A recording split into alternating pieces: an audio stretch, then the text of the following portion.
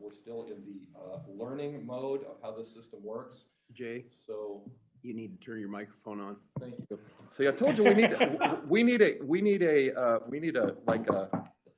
a safe word. Monitor. Yeah, or Shelby needs one. I don't have to, I'm not gonna start over. Let's see.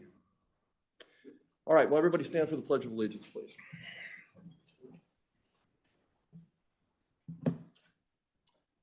I pledge allegiance to the flag of the United States of America, and to the republic for which it stands, one nation, under God, indivisible, with liberty and justice for all.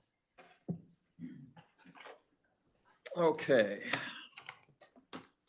So, Steve, Brian, which one of you guys are taking Nick's spot today? Or are you guys double teaming it?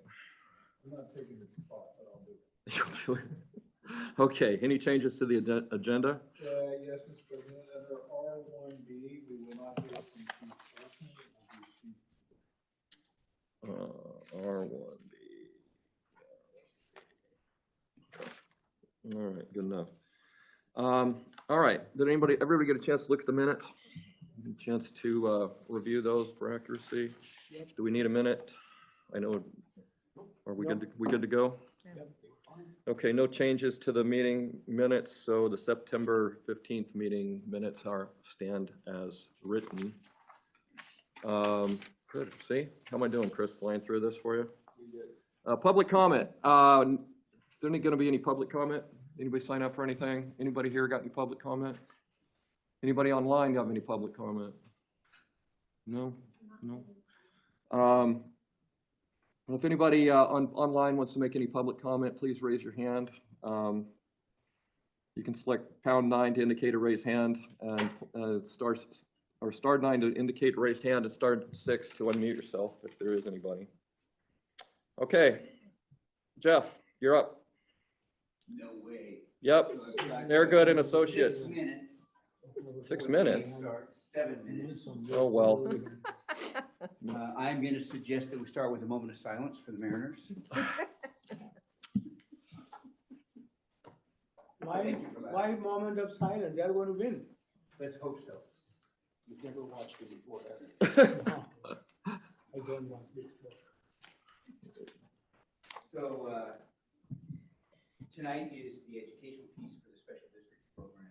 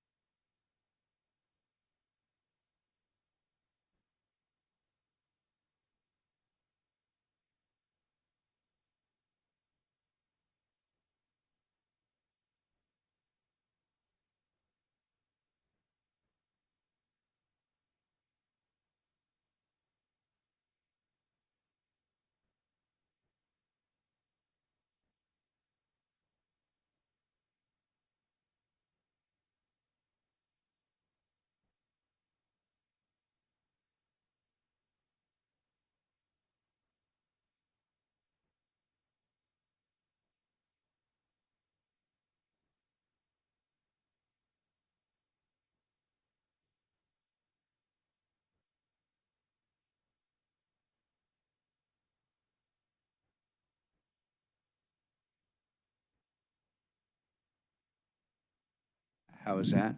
Is that better? Thank you. This last year from 7/1 to 6/30, our loss ratio, and we don't do all of the city fire departments, we do most and most of the rural districts. The loss ratio had been in the high 60% rate, which put us quite high in the industry. it's down to 17%. So we're doing the right stuff. Everything in the 5-step program that the chiefs put together and proposed to SAFE is working. Now, it takes about 2 years for those numbers to factor in to reduce the cost of the class code, but hopefully we'll start working with everybody's class code, but also the experience mods. The thing that's driving the cost right now in workers' compensation is post-traumatic stress, and I'm going to get more into that in just a few minutes. We have had some other successes. After 2 years of battling with SAFE, they agreed with us that the 7710 firefighter class code did in fact encompass also and project the cost of wildfire. So they were, when you were out in wildfire, they had a separate class code and they were driving it up. The 7710 structure firefighter class code is an NOC. It was designed to pick that up. And finally, SAFE has agreed to do that. So you saw some nice rate relief on that. We have more work to do with them, but I think we're headed in the right direction. I do want to talk about the industry as a whole. When it's one item like workers' compensation, it's easy to address it and shine light on it and then make the corrections we need to make. But the entire industry right now is struggling. When we look at property, the cost of construction, 10 years ago, we'd stand in front of you and tell you that a tilt-up concrete building or a brick building would cost $300 a foot to build. Today, it might be $600 a foot. And it may be a year before we can actually get it through the system and built, and it's just going through the roof. Apparatus is what's really our biggest concern right now. And you have seen it. It wasn't very long ago, pre-COVID-19. We could buy a brand new engine company, state-of-the-art, for $700,000, $750,000. Today, that same engine may be $1.3 million, $1.4 million, and may take 4 to 5 years to get. Working behind the scenes, Pierce has stepped up, and we think that Pierce and several other manufacturers are going to follow suit with a very plain, is the best way to say it, engine company. And early analysis, they took an enforcer with 750 gallons of water and a 1,500-gallon pump on it. Very, very workable, but very, very plain. Not a lot of chrome or anything else on it. They can build that right now for about $750,000. If you dress it up, one of their clients, one of their fire departments bought the same enforcer completely dressed up at $1.8 million. We think that, and what Pierce has offered, if we do come out with 2 or 3 standardized rigs, we think that we are going to get our own lanes. So at the Pierce manufacturer, they have lanes, and if we have our own lane, it will come through much quicker, which means it's not going to be a 2, 3, 4 year wait. Hopefully it'll be down to 12, 18 months. And what we have to realize is that it's not going to have any frills on it, but it is going to get us back in line. When ladders are now anywhere from $1.5 million to $2.5 million and 5 years out, it's not sustainable. Just the cost of apparatus is insane. To make it more complicated, when we're looking at apparatus, a lot of departments are now refurbing older rigs. Well, the challenge is, what do you insure that for? So hypothetically, you take a 2010 that's 15 years old and probably at the end of its life expectancy. You ship it up to Tacoma or down to Nevada and have it refurbed with Pierce. They put $200,000-$300,000 of cost into it. What's that word with? Worth. Say that. Worth. Yeah, say that 3 times fast. Forgive me for that. But what the insurance company is saying, well, it's a 2010. No, it's not. They completely re-engineered it. They completely went through it, stripped it out, and built it up new. So there's challenges on getting those insured right. So we've worked with special districts. We're working with some of the other insurance companies to make sure that when we get those refurbed, we document what we have in it. And the fact that, yes, in the door jamb, it says it's a 2010, but realistically with the work that was done, it's more like a 2018. It's not worth $180,000. It's worth $500,000. The challenge today, if we lose a rig, is what are we going to buy? Do you want to wait 2 years to get a new rig, 3 years down the road? Do we want to buy a demo? Do we want to buy a late model used rig?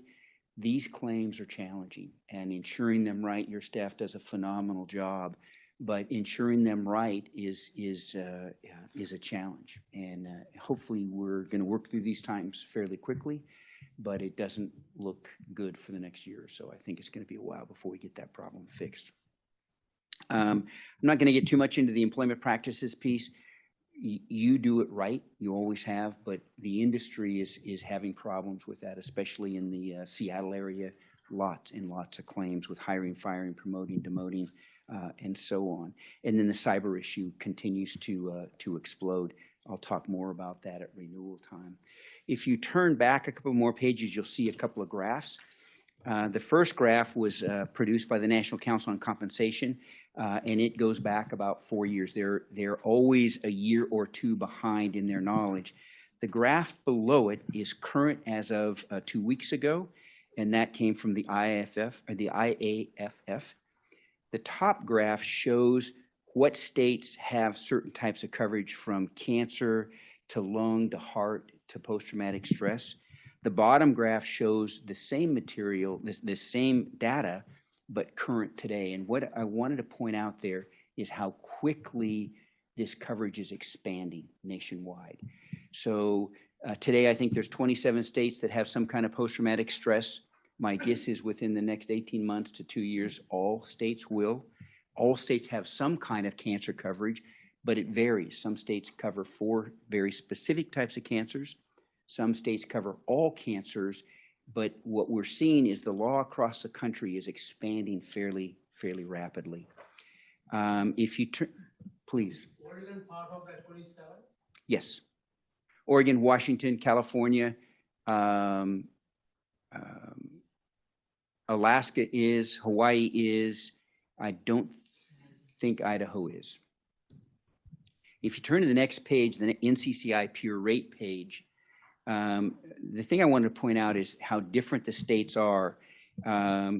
West Virginia is the cheapest state on a pure premium for firefighter class code 7710 at $1.11. South Dakota is the most expensive at $7.92. Oregon is actually on the lower third. We used to always be number 1, but with some of the changes in the laws, we are not any longer, but we are still on the lower end. What I do want to announce is that 3 weeks ago, the new pure rate was filed in Oregon, and it is up 12%. And I'll keep you posted as we move forward. The important thing is that we, with all that you're doing, is try to get us to reduce the tier we're in. And I'm going to talk about that next. If you turn back a couple of pages, you'll see a graph that has it's called the workers' comp rate tiers. SAFE added a new tier this year. They now have 8 tiers. They used to have 7 tiers. The important thing here is the tier that they give you is based on many things. The class code, how dangerous they see that class code is, and firefighter is on the higher end, but also your performance, your experience mod, the types of things that you're doing in the department to minimize your losses. And they vary wildly from about a 21% increase over the pure rate to over a 200% increase. What does that mean to you? If you turn to the next page, we took a standard median district. So if you take all districts in the state of Oregon and you find a middle point, middle tier, middle rates, a $1 experience mod, and we calculated out $500,000 in premium. So that's the exact middle point, $500,000 hypothetical district. We took that same district, reduced their loss frequency, lowered their experience mod, lowered their tier rate, and you could get a reduction down to $313,000. That's a nice reduction, almost $200,000. Here's the Sentinel takeaway for you. Same district, same data. We loaded in fictitious claims. We drove up the tier, up the experience mod. The worst experience mod we saw last year was at 269%. The best experience mod was 0.57. The worst case scenario, that $500,000 district, jumps up to $2.7 million. That's how important claims are right now, and why we watch them like a hawk, why we try to get our firefighters healthy and back to work. It is a crazy time, not just for the workers' compensation, but for the general liability and the property. All lines right now are going through some changes. The loss ratio that we ended up with last year is artificially low. It should not be that low because the laws are expanding, the coverages are expanding. It's low because everybody, the fire service, this district is doing all the right things. What it means is we really have to be focused on prevention. I'm not going to go too deep into the challenges on your next page, other than to mention that presumption is driving the cost of the premiums. Keep in mind that our firefighters are our most important asset. Getting them both physically and mentally healthy is critical, keeping them on the line. So our first focus is their health, but that will help us drive down rates long term. The second piece is just the cost of construction, whether it's buildings or fire trucks. Those are the big challenges. I want to end with this, and you do this better than anyone. When we really look at what you can do with your insurances, you can play short-term games with deductibles, with values. Your staff has done a phenomenal job really evaluating that and making it make sense. Where do we insure things for value? What deductible we put them at? All of that you're doing right, but that's a short-term game. The long-term game that prevents these claims, both in liability and property, driving errors, but also workers' compensation, is culture. And I would argue the culture that you have built here with this department is as good as you will find anywhere in the country in the fire service. Stay focused on mission, vision, values, what we do, the fact that we're humble public servants, the fact that we are here to help somebody through their worst day, to take care of our own, is where we need to stay. So just culture, you're going to see us push more with your management staff and with your safety committee. Stay focused on what we do and why we do it, the passion that brings us all together. That was, we are now 7 minutes into the Mariner game. I haven't heard a score. Is there one out there yet? Okay, so I took a few minutes. That was worth 2% off your insurance. Hopefully that was worth it. But I do want to thank all of you for staying awake during this. Are there questions for me? Hopefully. Not a question, but just I'm glad you brought up the point, because I mean, we have 2 rigs down there being refurbished right now, and I hadn't thought about the insurance value of what you do with it. So I'm glad you guys have, and you're working on it. So. We have come to an agreement behind the scenes with SDAO and with Pierce. We're trying to work with all the manufacturers, but Pierce was the first one to step up. What you're going to see downstream is a new certificate from the refurb company that's going to say, when this came in, it was a 2010. It is rolling out. We value this today at not 180,000. We value it at 500,000. And we look at it like it is a 2020. But that will all be done and documented up front. So when we get to a claim, which we hope we don't have, but when we get to a claim, it's all well documented. It is a challenge. And it is amazing what they're doing with some of the refurbs. And we really don't have a whole lot of choices. Pardon me?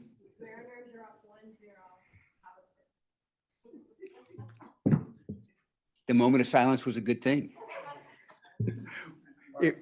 Now, quick, we need to see you in a few weeks in Seaside at OFDDA. And then very important, get your officers to Northwest Leadership Seminar coming up in March. We have incredible speakers this year. We have a Thunderbird pilot. She's phenomenal. She's going to give us a talk. We have a football coach that's going to be there, but it's all about leadership. Let's get that next generation ready to lead. So sign up anybody who's got a bugle on there, anybody. It's a great experience. Be safe. Thank you for letting me come up. Northwest Leadership Seminar. I just happen to have this for you. March, I think it is like the 7th and 8th.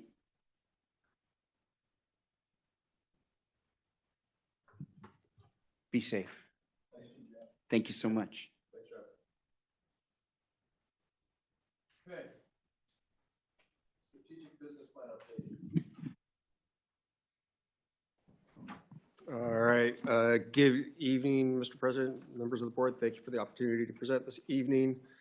So going to walk you through an update on the strategic plan, which we adopted back at the start of 2023 and carries us through this fiscal year. So in your plan, we have it really divided between two different parts as a remembrance. So we have 4 organizational priorities. Over this period of 3 years, we were focusing on 2 pieces. One was our people, and the second was emergency response, largely that was focused on the levy implementation. On page 13 of your packet, you can see where kind of a bar or a column chart of where our goals are at, whether they've been completed in the blue column, whether they're in progress or on track. We do have 6 objectives that are experiencing some delays, and then we have 3 that we're unable to complete and 3 that we have removed or replaced because of the landscape changes or because of facilitating a couple things. So in walking through the high level, and please let me know if you have questions, otherwise I'll just kind of walk through the plan. Goal 1, again, define and improve organizational culture. We've met all of those priorities or all those goals. And then in goal 2, aligning the ethos and understanding that was established and worked through a workshop, has been put in posters, has been reiterated throughout the organization. Those have both been completed. And then you get to goal 3, strengthening supervisory leadership and development. Objective 3.1, and you'll see a continuing or recurring theme with human resources. You may recall we've had some personnel changes and some platform changes within that. So as part of that, you'll see a number of objectives that are seeing some delays with those interruptions. So Professional Development Committee, that's been drafted for an SOP. It's in the approval status. So that should be finishing that up in the next couple months and then being able to roll out with the implementation. You'll also see that farther down, that 3.3 is one that we have determined that we're not going to complete. And it's relatively routine that organizations have goals and we're not always able to meet all of them. You can look across most organizations and see some that have had to drop off because of funding, because of whatever it may be, despite energy and effort behind those.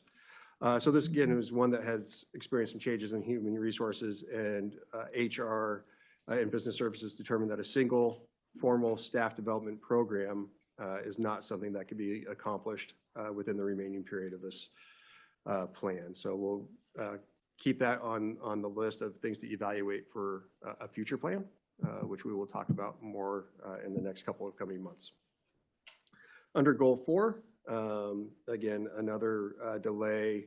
Similarly, you'll see that human resources has been working hard and with operations in the training division to implement opportunities for that leadership and positional training. But we haven't gotten quite to where we wanted to be. So that is work that is ongoing, but a little bit behind. Going to the next page, which is page 17 of your packet, goal 5. Again, you see one goal that staff has determined that we will not continue working on or being able to accomplish at least prior to the end of this strategic plan period. So that's marked as red. And then moving into goal 6, again, that professional development and impacts of initiatives on employee performance and engagement are delayed, but with a new HR manager and focus, work continues on both of those during this plan period. That is, again, the high level piece on our people. I'll pause there just to see if there's any questions on those. Okay, moving forward to organization priority of emergency response. Again, largely focused on levy implementation. But so goal one's been completed, goal two, both have been under delay. One piece was objective 2.1. The fire chief had asked us to target a different or another aspect to it. Because of the complexity of our organization and that no one recruitment strategy fits all positions. The fire chief has asked for a comprehensive book of what we've been doing for recruiting for different positions. So those can be evaluated when those positions recur or when similar positions are coming up for recruitment, that there's a playbook to go from. So that's in development. And then the kind of restructuring with the Information and Public Affairs Office has given us an opportunity to look at Objective 2.2 a little differently, and so work continues on with that. Moving into Goal 3, this one was preparing yearly staffing plans with those expansions of the positions. Emergency Services was on target and developed those plans well ahead of their deadlines, and each of those have been implemented as expected. Going into Goal 4, a number of these relate to the levy. Number 4.1 has a little ongoing piece in terms of making sure that we have PPE uniforms necessary for current and future staff. The logistics staff has worked really hard and diligently to develop those processes and the vendor timelines to ensure that they have a tracking mechanism and an ordering mechanism for the gamut of our PPE and uniform needs. You will see in 4.4, the securing the funding and acquisition of capital needs. This was one of those ones that had been removed. It was originally put in as kind of two component parts, and so we separated that out into two different pieces under 4.6 and 4.7. 4.7 is worth noting, and while it's noted as complete because we've developed a plan to secure the funding, the plan for the replacement of the fleet of SCBAs has been pushed out to the next capital plan and the tail end of that. But we do have secure funding to ensure that our current fleet of SCBAs and those additions of like the rescues have been able to be funded and that the SCBAs are in good working order for our crews. Under Goal 5, this has shifted quite a bit. You'll see those are both gray for 5.1 and 5.2 because as Emergency Services walked through what our staffing levels were, what our requirements were, they found that the mechanisms that were originally put into the plan were not needed by the organization. So it was work that was put out with the best of intent to make sure that we were moving forward to make sure we had the staffing, but with some of the changes in ENT certification, access to classes, those types of things, both of those 5.1 and 5.2 have been able to come off the plan. And then 5.3, evaluating the budget potential for EMT and paramedic training. This had to do with what is our requirement to make sure that, again, we have adequate staffing of paramedics and EMTs in the right ratio that makes economic sense, workload sense, all those pieces for our members. We adjusted the target rate, or operations adjusted the target rate down from being a minimum of 68 to 72% to 60 to 70%. And so that funding need has decreased, but we are meeting that key performance indicator of staffing there. Under Goal 6, we're talking about maintaining relevant data points and analytics for staffing decisions. We've been doing that. That has been, I think, well demonstrated, especially during the deployment considerations and changes, as well as the fiscal pieces for, again, is it 78% or 68% for paramedics, or could it be as low as 60, and those types of things? What makes sense to ensure that we have the right people where we need them and the right people in the pipeline as we need them. So we've been doing that not just with financial data, but also with GIS and door course analytics. And then again, similarly with 6.2, that's been kind of part and parcel to that, but with an expansion, not just from emergency response priority, but also into our community resilience priority and working through those. Under goal 7, which is establishing accurate dispatching policy and procedures to reflect levy staffing needs. You'll see those are all blue and completed with the exception of 7.3. The single-digit renumbering matrix to align with our deployment changes. This is an area where emergency services has decided that this needs to be a much more comprehensive view. And so we work in a dispatch center that shares its CAD with 3 other dispatch centers. And there's over 1,700, at least the last count. I did ask for a new model today, but 1,700 different units that need to be accommodated in terms of how does this make sense? And it's not just trying to simplify it for the levy of deployment changes, but there's airtime, there's safety of the crews, making sure that rigs are dispatched to the right place in the right county. We've had, I think it was Banks Engine 3 dispatched, or we got dispatched to Banks at some point because of errors on the radio. So it's a much more comprehensive program, or operations has decided to take it that realm. So that will not be completed during this plan cycle. That conversation has been happening since the mid-80s. So not been completed during this term. It hasn't been completed since the mid-80s. Yeah, it wasn't completed the previous strategic business plans either. But And And that's in the 3-county area.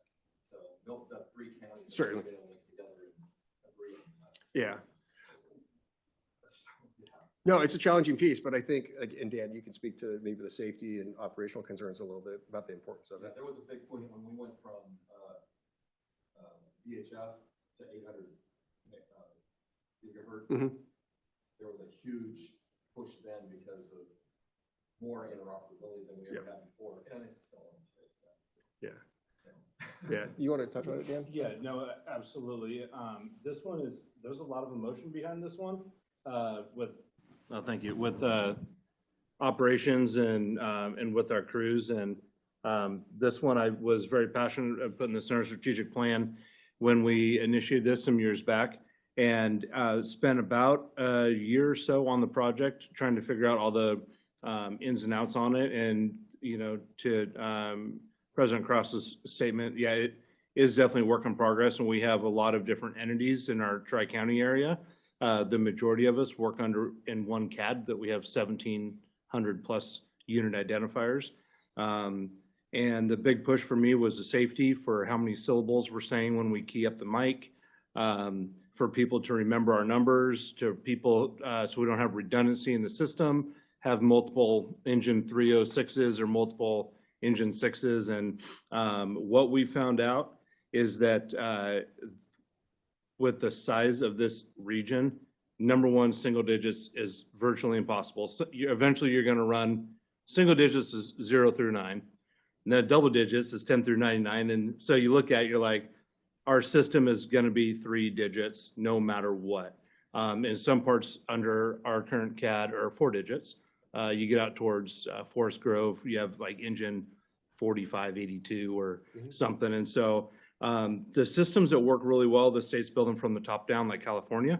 So Cal OES, Cal Fire, and we are a long, long ways from that. So I asked Brian just to take this off, and that we're going to regroup as far as our regional operations goes and start chipping away at this from a different angle. So I know in Southern Oregon, where I'm from, it's everything's 4 digits. Everything's 4 digits, and they have a system that works for them down there, but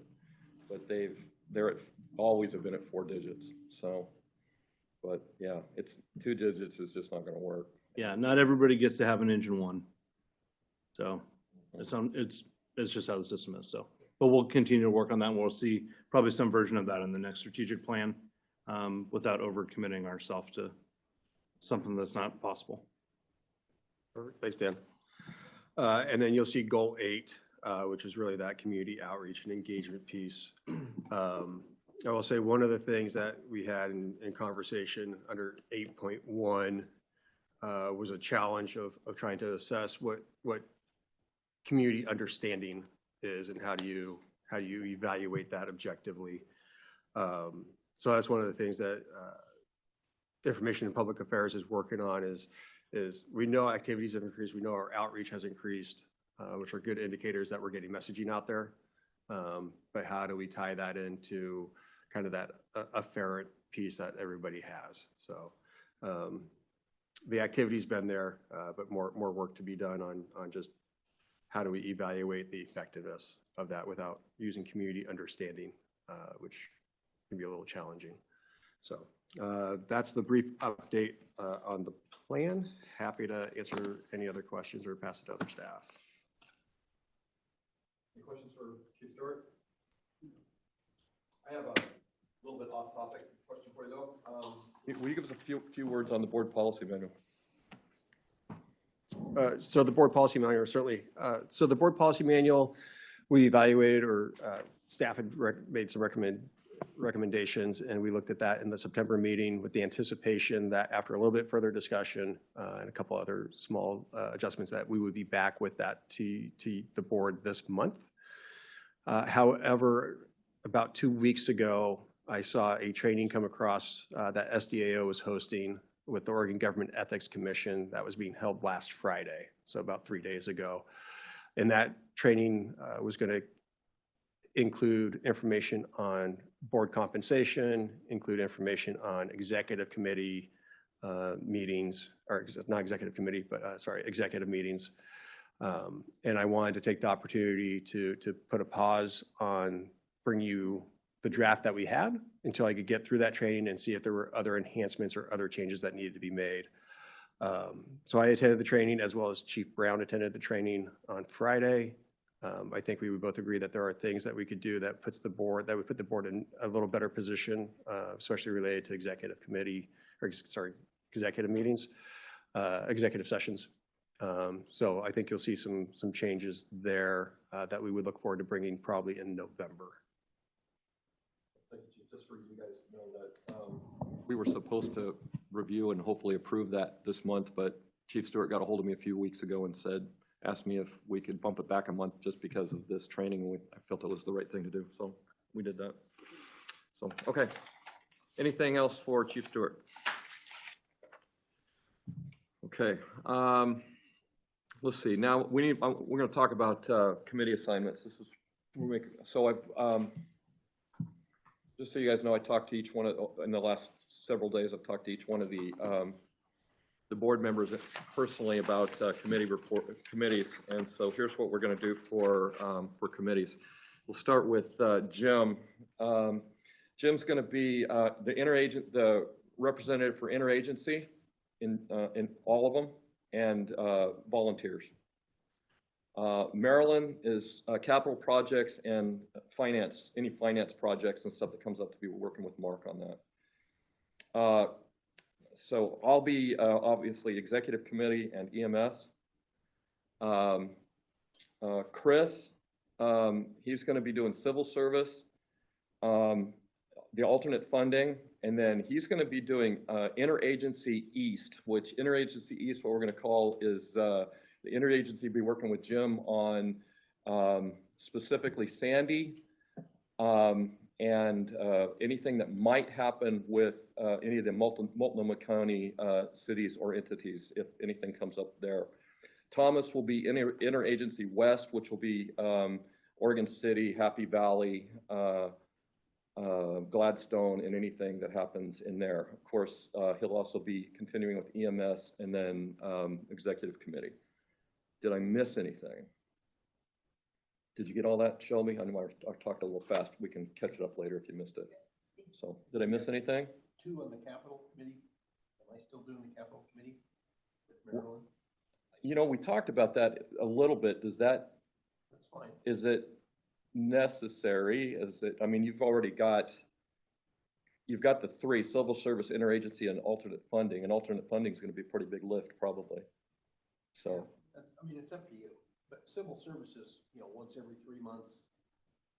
So I don't have any energy there whatsoever. If it's good for us to do, great. If it doesn't matter, great. capital committee is, I don't know about Maryland, I've been really happy to have a capital committee meeting and discuss stuff. Okay, well, let's do it then. Let's put Chris on capital committee as well then.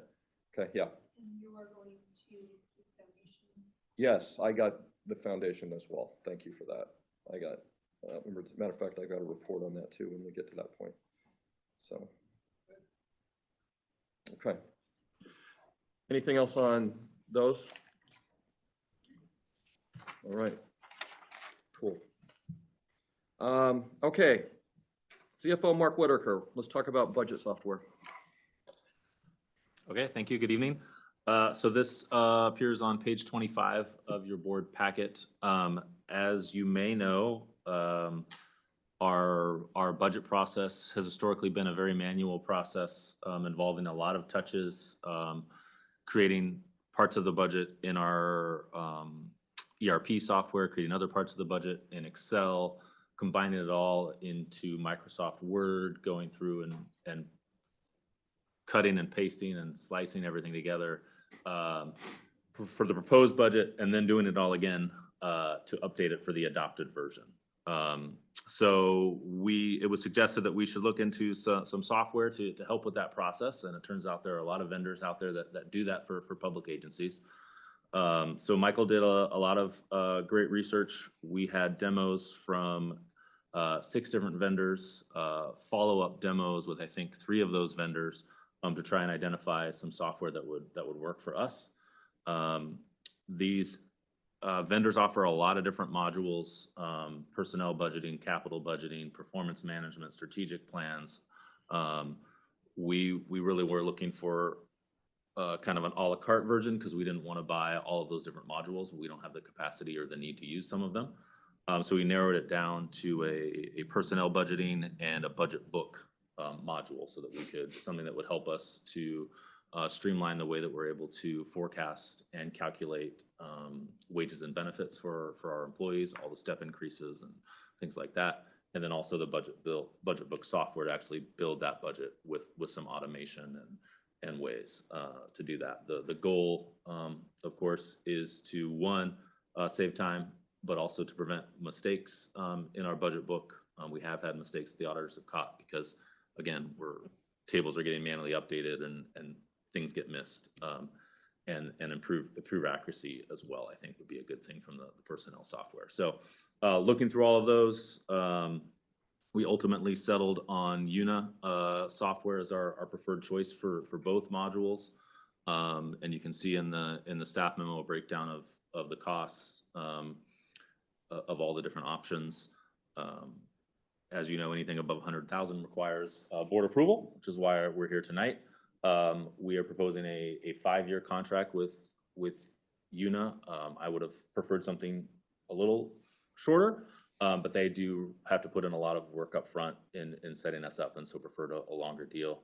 And of the options, Una gave us the smallest price increases, annual increases from year to year. There's no increases in years 2 and 3, and then I think it's just 2 or 3% in years 4 and 5. So we would be very pleased to have this software for our budget process, and would request board approval of the proposed contract.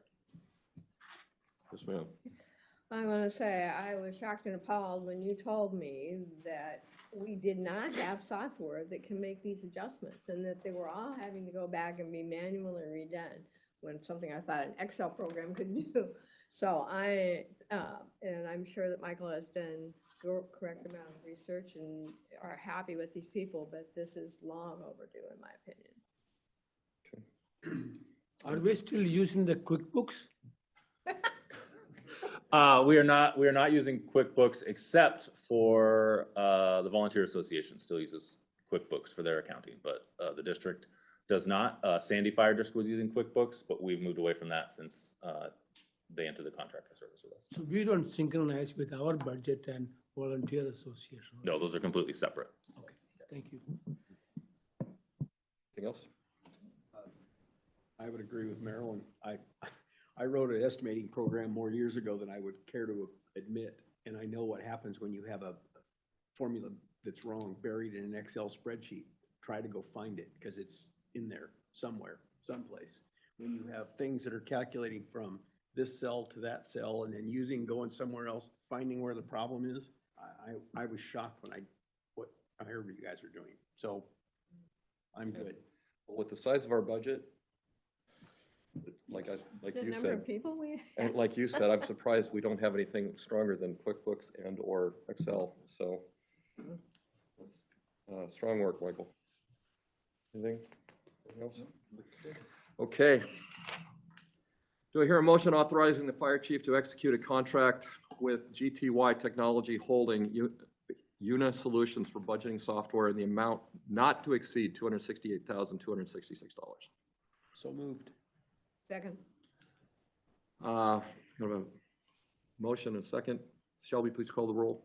Jay, Yes, Chris, Yes. Thomas, Yes. Marilyn, Yes. Jim. thank you for that. Okay. Michael, thank you for, there's some work went into that, and appreciate it. One additional question, how long does it take to get this thing up and running so we can actually use it? By next budget year, hopefully? Or this, or, Our goal is to have it up and running by January, February, so we can use it for this budget cycle. is that optimistic? No, I think that fits with the timeline that you know, as they can do, so. Okay, very good. All right. Okay, other business. Let's talk about liaison reports. Anybody got anything?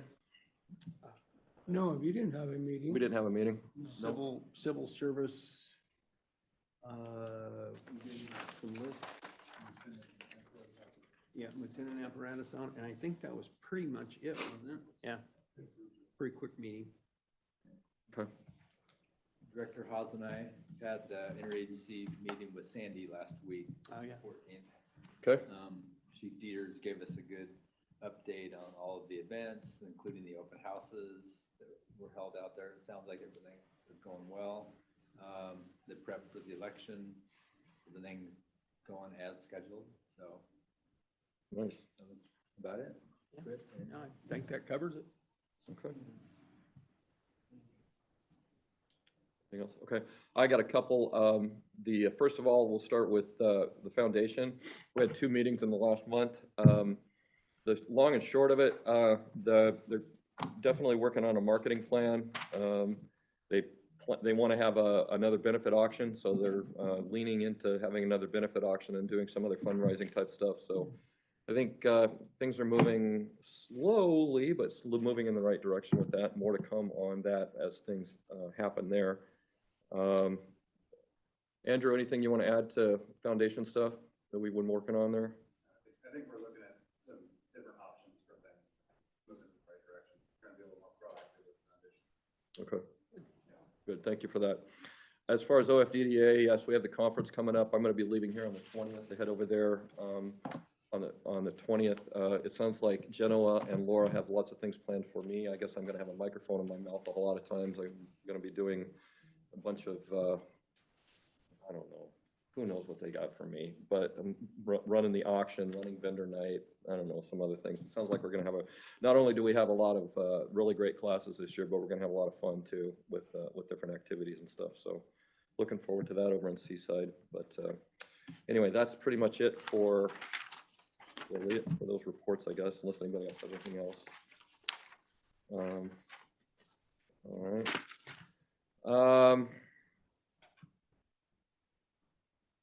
Let's see, information. Looks like we're down to business services. Chief Dieters. Thank you, Mr. President. I have a very brief update today, and then I am going to turn some time over to Chief Information Officer Chris Edmonds.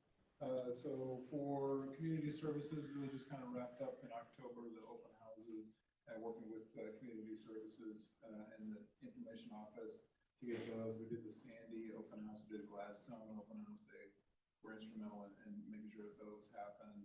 And then they're preparing right now for, nobody wants to hear it, but Operation Santa, sorry about that.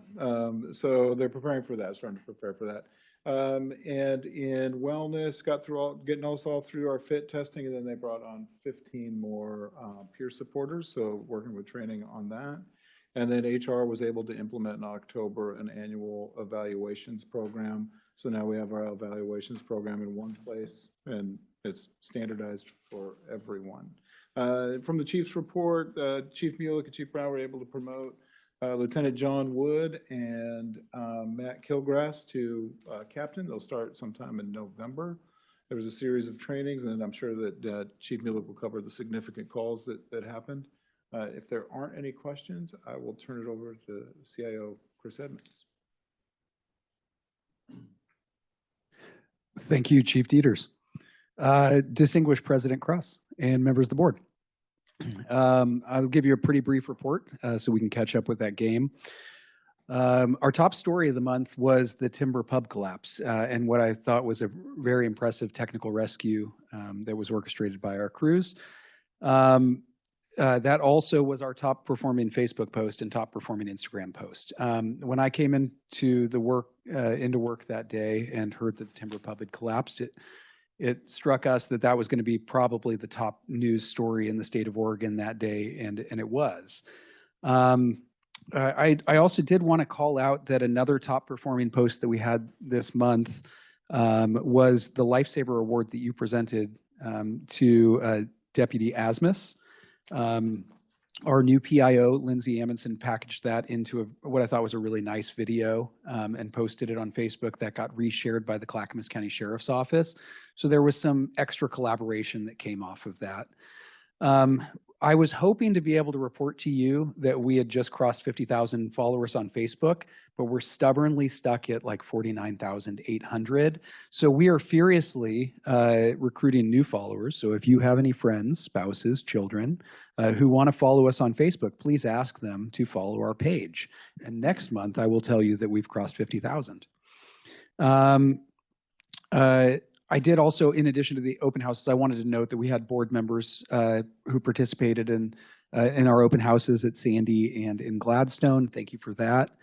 And the update that we will be providing you on more fully soon is that we are working to develop and enhance our training across the agency for backup PIOs to bring more public information officers on call rather than relying on a single PIO 24/7, 365 days a year. And I wanted to give some acknowledgement to Andrew Gordian and 1159 who've been instrumental in helping us stand up that new program. Thank you. Any questions? The follower, is that Facebook or any other? That is just on Facebook. We maintain about 18,000 followers last count on Instagram. We'd like to see that get to 50,000 as well. And I'm going to just say it right here that our goal is 100,000 followers on Facebook. That's what we believe the target should be for an agency of our size. Not really a question. I just, both those incidents out in Boring are about 3 miles from my house. And I've had multiple people in the last few weeks who have stopped, especially the little gals in the eyelash store that were hit. One of the people commented, they said there were 2 firefighters working on her injuries and 1 firefighter holding her hand because a little gal was real scared. And they thought, well, that was about the most amazing thing they had seen.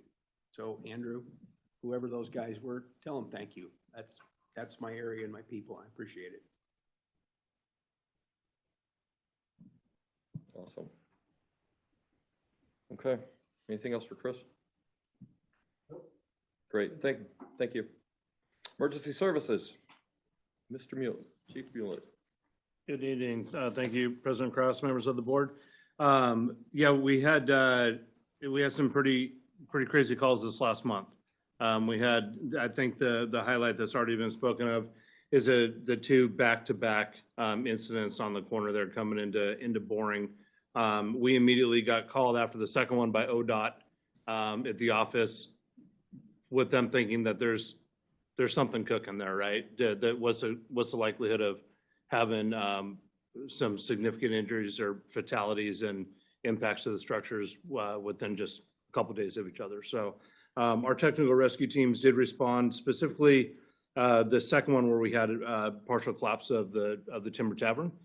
We had our heavy rescue company from Oregon City and from Causey Station 5 that came in. They actually started, while we had Squad 19 doing extrication and patient care, they came in with shores that we had received on a Spire grant and were able to come in and shore the building and make a safe, workable area for the crews. It's something we drill on all the time, but we don't deploy that often. So that was a pretty incredible incident to be able to see an old building like that collapsed, and it was literally door hinged off of the masonry construction about mid-span into that building. So really technical rescue there. The crews did an amazing job managing both those incidents. The other one was the tree farm incident that was on Highway 213 in Karis Road. Those explosions were cinnamon oil. If you want to smell what Christmas smells like, go smell BC 301 because it is there's still residue over on a lot of our apparatus, and that was quite the expanding incident with those explosions. Then it caught the field on fire next door, and so there was a wildland component as well. But the crews did great. We actually utilized initial requests from mutual aid strike team of Type 6 engines from Multnomah County. But luckily our crews did a really good job of hooking that, the grass fire, and we were able to put in a recall for that. But it really tested our system. And then we also had a brand new battalion chief that was managing that as well, in JJ Hanna. So he happens to be a little bit of a black cloud for us. Our wildland division, Chief Olson is going to report out in November. We're still pretty active with the crew, and with we had just recently gotten Brentwood Reed back from assignment. The crew is doing fuels mitigation work, doing project work. Right now, they're actually in working within the city limits of Gladstone. And we're still trying to get out on the issues for prescription burns. And so we have funding that we believe is going to take us into November with just a short crew. Super impactful. This year, we added one of our old Type 6 engines that we retired out of frontline on our fleet. We gave to the crew. The crew did a couple Monster Garage upgrades to it and was able to take that apparatus with them all across the state. And so not only did we have 2 crew buggies full of people, we had leadership within that, and we had an engine that were pretty much self-sustainable on any incident for initial attack and for burning operations. And so that was very impactful for our contract with ODF. And Chief Olson will highlight those next month for you. On the EMS side of things, so we have the ARPA funding for the community paramedic kind of pilot program with the 2-year program with Clackamas County. So right now, Chief Bauer, who is our new EMS chief, he is working on an agreement with a consultant, and part of the agreement with the county was that we're going to have a consultant come in and give the ultimate direction of where the community medicine program belongs, long-term funding, all that stuff. So we hope to have that by end of first quarter in 26 is what the goal is, to have that report done. So with that, Chief Mike Bauer, on October 15th, we transitioned him fully into our EMS chief. I also am giving him training. So training is going to go from Chief Kyle Olson, and is going to go to Chief Bauer. So he's going to be the division chief of training and EMS. I told him he can put whatever one first. Doesn't matter, EMS or training. But it is going to just balance the workload and bring some consistency to the operation, and not have things so siloed. It's going to bring it all under one umbrella. Training and EMS belong in the same building. And so though we can't put them in the same building right now, we can put the same leadership together. So that's what we're doing. And then, yeah, this last week, just to wrap this up, we did, thanks to Morgan West, our CRO, he put together an extensive incident management team exercise that was held here in this room. We had a simulation of a train wreck over the Clackamas River, and with a car into the river, we had one car that was venting hazardous toxic gas. Then we had one that was on fire. So we had simulation running for about 4 or 5 hours. I was the incident commander, turned into unified command. We actually had representation with the U.S. Coast Guard, DEQ, CCSO, and Union Pacific. So we had representation from every one of those agencies, and we were in the the middle of the building while everybody was in this room actually doing all the work. So we had a lot of participants, we had a lot of coaches from different agencies, a lot of spectators, and Morgan hopes to do that about every 6 months. So that was a really good exercise. It just really taxed and really pushed us to the limit on what our abilities are here in the county. And overall, I'm super proud of our agency and our county partners. We all performed, I believe, very, very well on that incident. So, yeah, we'll keep that up. So end of report on my end. Happy to answer any questions. Go ahead. I'm in favor of consolidation if it's a good thing, but I don't understand why EMS and training consolidation of those two departments is a good thing. Yeah, no, that's a very fair question, Marilyn. Everything goes through training. Ultimately, everything goes through training, and the majority of our EMS function is training. And for a long time, this has kind of been since I got in the office, it's been the question, do they live on their own? Do they come together? And what we have found that there's so many similarities between working with our physician advisors who signs off on our EMT and paramedic licenses, that is all managed through training.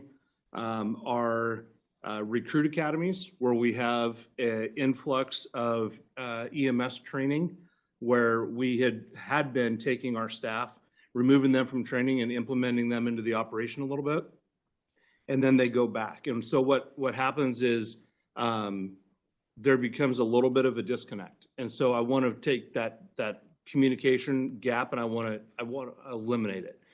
The other part of it is that we want to improve our EMS culture and how we train and how we communicate. And the best way for that to happen is to have that run through the training division through one avenue. EMS is interesting because there's a lot of outside factors. There's a lot of, you work with protocol committees, you work with physician advisors, you work with other county partners, Multnomah County and Washington County, and it's really easy to get inundated with the business of EMS in the region when the end state is we need to train our people to be better EMTs and better paramedics. And in order to do that, Marilyn, I wanted to bring them under one umbrella with one point of leadership in order to execute that. So that's why we're doing that. Not a lot of agencies, but it's very common for agencies to have EMS and training under the same umbrella. So wherever you reassign Chief Olson. Chief Olson had training and he has special operations and he's the operations chief. So he was absolutely inundated with anything with capital projects on the 130th campus to managing grants with USAR. And what this does is it frees him to really focus on the fire district operation, which is a very, very impactful position for the organization, and then allow him to put more time into special operations. So hazardous materials, water rescue, the engine operations, truck operations, all the things outside of just our daily business. So now that we have Chief Bauer in here, I felt that everybody now has been grown through the organization, understands the organization. And like I said, they're all operations chief. They're all just assigned different components. So this is really going to just balance the workload and it's going to just probably eliminate some redundancy in process and bring some clarity and I think just better service as the end state. So that's where we're going. Thank you. Yeah, thanks for the question. I thought we had a battalion chief that oversaw training. Is it a division Yep, chief so now? that's still the same. It's still the same. So we're just going to put a division chief over them. The so- division chief over the battalion chief? Yeah, we're not creating there's no additional people or anything. It's just the oversight from the division chief. As we are retiring Chief Huffman out and Chief Bauer in, it was just a good opportunity to have him kind of, like I told Marilyn with her question, just kind of rebalance things a little bit. So we're still having a battalion chief of training who's going to do battalion chief level work. I just needed somebody, we had Kyle Wilson as the division chief. We're just reassigning it. So there's really not a whole lot of change in the org structure at all. I got a comment we talked a little bit about timbers a little bit, but you have any words about the two grinders at Amziger and 200 and Highway 224? I have not heard anything, Jay, on that. There was one day before yesterday, and then there was 5 days prior to that. Big grinders right there in that intersection, so I know a little bit about it, but I'm sure By you, the store there. no, Yeah, Amziger and 224. yeah, the bottom of the hill. Bottom, right next to my house with life flight flying over the top twice in the last week. So, Yeah, no, I haven't. I can follow up on those if you'd like, though. I'm sure it'll be next month's report too, but, Yep.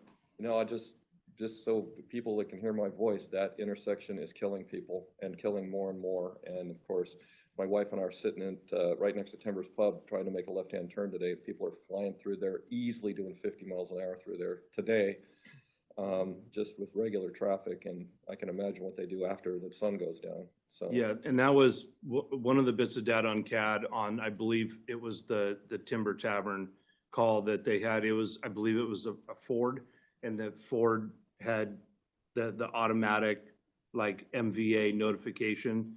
That information came back that it was a deceleration from over 50 miles an hour. So we know that, I mean, that was like the second line in CAD on that call. So it was, yeah, people are going faster around there for sure. Yeah, I wish that ODOT or whoever's responsible would fix it, do something with that intersection at Amziger and Highway 224, because it's nasty. Yep, I hear you. It's just nasty.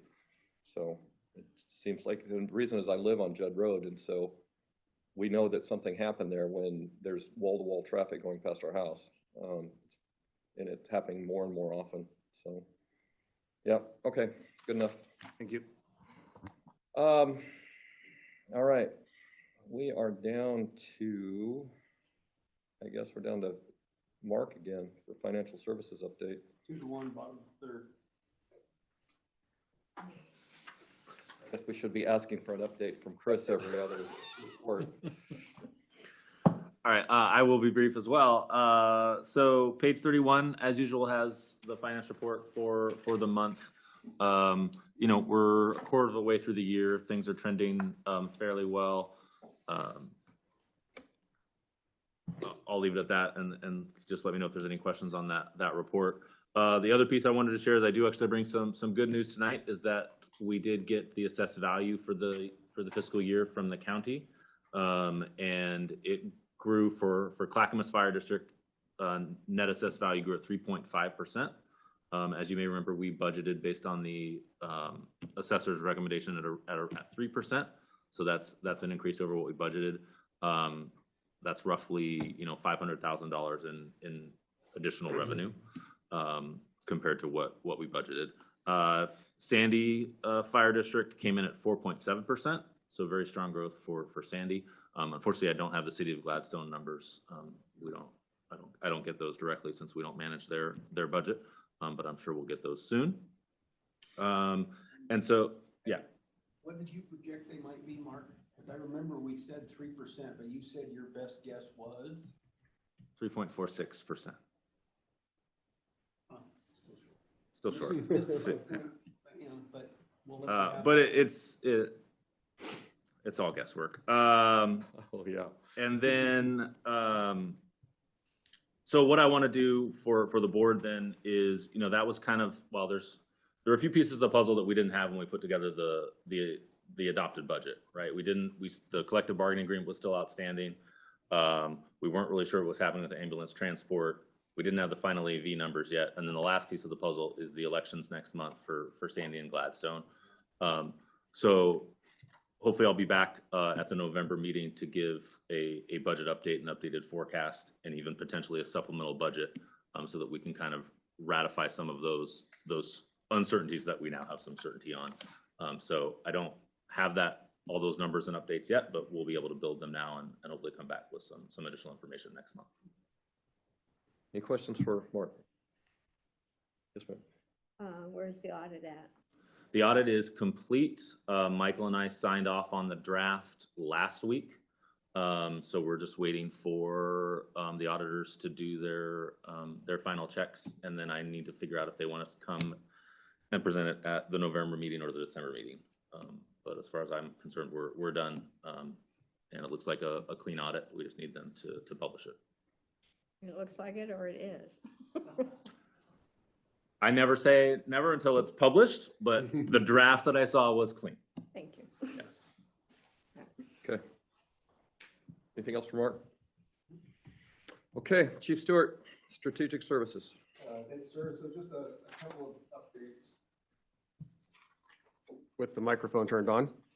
A couple of updates. So Chief Mulick mentioned a couple of things from the operations side, or that Morgan West had been involved in. Our community resource resilience officer was hired, from my perspective, to really work with 3 different groups. So his peers, so within the organization, making sure that we were working across our divisions, across our segments of the organization, that logistics was supported, that operations was supported, that we had that interconnectedness. He was tasked with working with the people in the community, different organizational groups, making sure that we start to understand our community resilience needs differently than just our business needs or those types of activities. He's been out there doing that. But also he's been tasked with working with our partners. And partners being Tualatin Valley, being the Army National Guard, being county roads, being all those other groups. And there were a few activities this past month that were both incidents and drill related, and then of course the incident management team piece that Chief Mulick spoke to. But going back to last month, CRO West also coordinated a active shooter exercise at the Clackamas Town Center after hours on a Sunday. And that doesn't happen without having great relationships with management, with other organizations, with internal people being willing to support things on a Sunday night, those types of activities. Very successful drill, demonstrating our currency with our policies and our protocols. Just a lot of intensity with that. That should be highlighted. He's also going back to the cinnamon oil fire, again, working with county roads, the Department of Transportation, those types of things, making sure that those relationships and like we're a phone call away, not 2 or 3 phone calls down the road and not delaying things. So I think those have been successful. And then the last piece to touch on with the incident management team exercise that Chief Mulick mentioned is not just the success of the team in here. We had a great after action piece with that. But when I looked in that room and I was an observer that day, a lot of the faces that were filling seats on the incident management team were new for us, were being developed for us. So it's an expansion of our capacity internally that Morgan has been very diligent in making sure that we have that redundancy, that we're giving other folks opportunities to expand their roles. It was a successful piece on a number of things. So I would leave it with that. His position has added much value to the organization. Outside of that, just today got notice that we've met our last requirement for the SDIS, the 2026 Best Practices Survey, or that discount.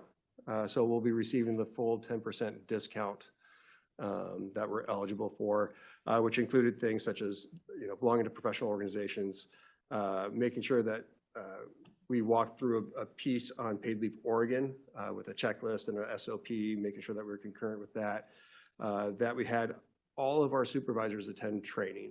So whether they were the line or up to Chief Brown, every supervisor had attended some mandatory training at the 100% compliance piece there. And then that we also attended external training through SDAO.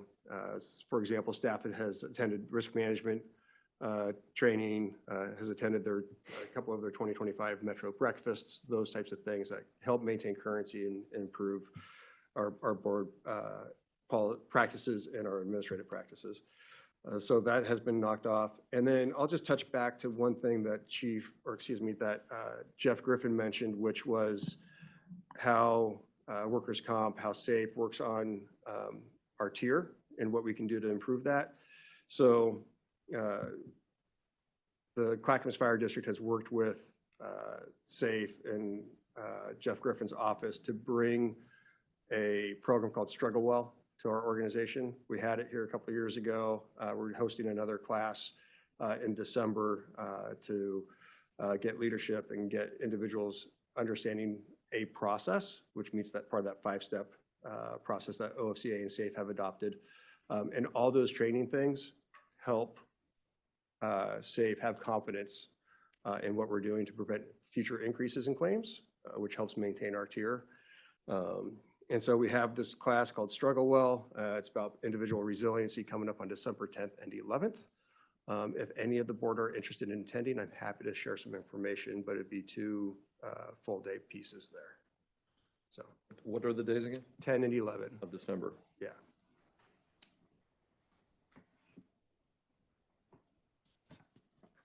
And that's all I have, sir. Okay. Any questions or comments for Chief Stewart on that stuff? Okay, Andrew, you're up.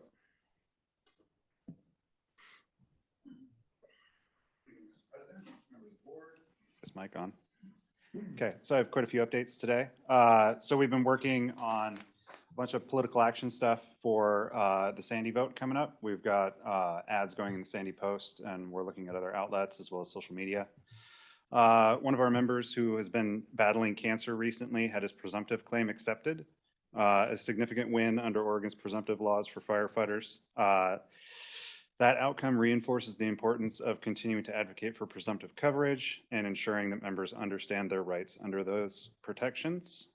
We'd like to recognize and congratulate Captain Amy Brown and Lieutenant Matt Bellman on their recent retirements. We wish them all the best in their retirement and thank them for their many years of service. Let's see, Local 1159 completed its first member vote establishing employee contributions to the MERP, the Medical Expense Reimbursement Plan. It's a post-retirement benefit that allows members to make pre-tax contributions throughout their careers.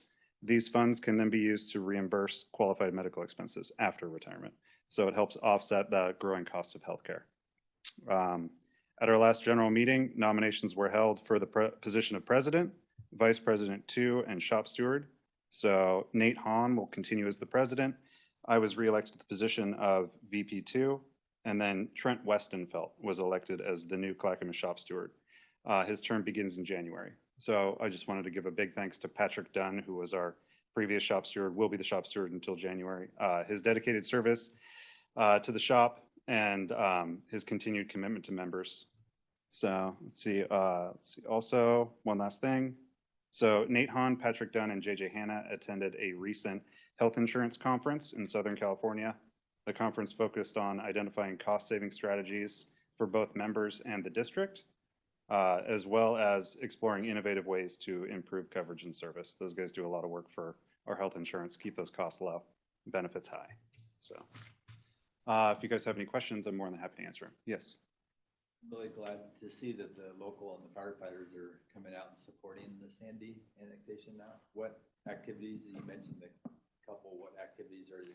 So we're looking at social media stuff, as well as we have an ad going hopefully in this week's Sandy Post as well as next week's Sandy Post. And then we're going to look at what other outlets we can do as well. Because now that we've put it together, it's pretty easy to get it into other papers. Okay. So Thank you. Absolutely. Great. Anything? Congratulations. Thank you. Maybe. Is that? Maybe. Yeah. Awesome. Thank you, Andrew. Thank you, guys. Thank you for being here, and thank you for your report. So, Absolutely. 2 thumbs up. yeah, absolutely. Both thumbs. Both thumbs, yeah. Okay. Volunteer Association report. Thank you, Mr. President and the Board of Directors. Volunteer staffing and response during the month of September.